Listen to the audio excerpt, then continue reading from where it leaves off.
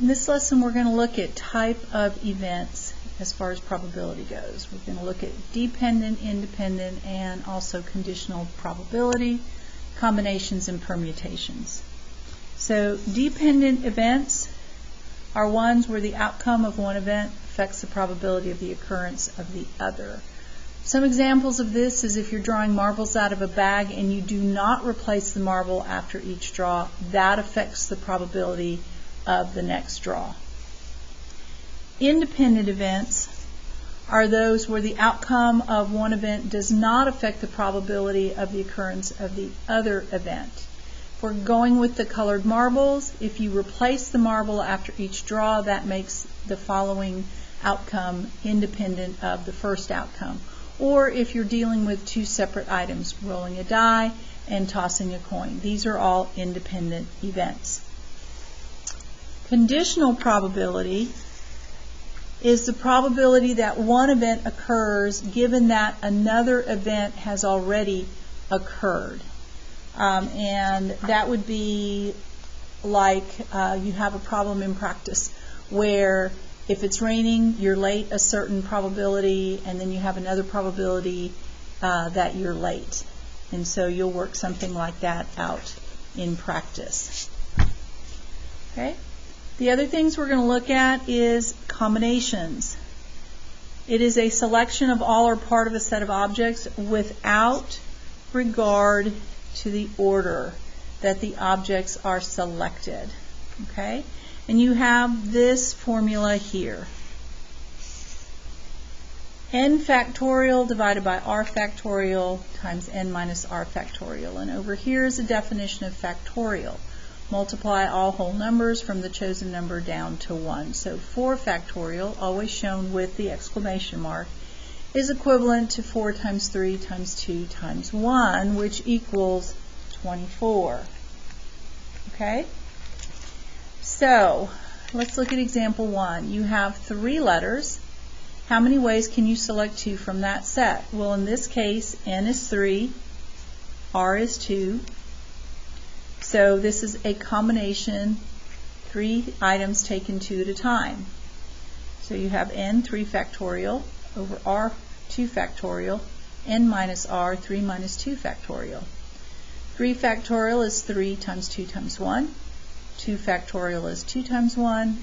And 1 factorial is 1. So you have 6 over 2. You have 3 combinations. All right? So let's look at example 2. Student IDs have 6 digits. How many combinations can be made? Remember, there are 10 digits, 0 through 9. So N is 10, and we're taking them in groups of 6.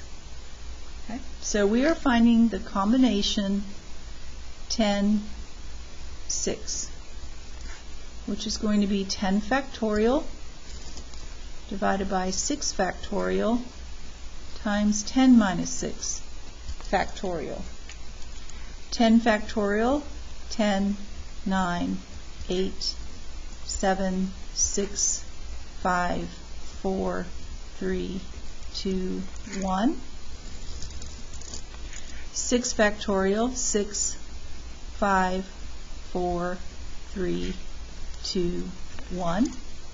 10 minus 6 is 4, so we're going to multiply that by 4, 3, 2, 1. And now I'm going to do some reducing. I can take out 6, 5, 4, 3, 2, 1 in both the numerator and denominator. Okay? Then 4 times 2, I can cancel out 8. And 3 goes into 9 3 times. So now I'm left with 10 times 3 times 7 divided by 1, which equals 210. Now, in your calculator, you actually have a combination function. So you're going to go to Menu, 5 for probability, 3 for combinations, and you'll notice that you have the NCR and parentheses. And in that, you're going to put in your N. In this case, it was 10, comma, which is at the lower left-hand corner of the calculator, 6. And then when you hit enter, it gives you 210. So you can also use your calculator for combinations and permutations.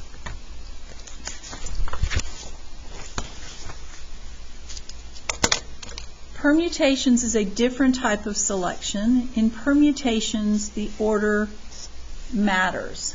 Okay? And you have two formulas for that. You have this one here, similar to the combination, except we don't have r factorial.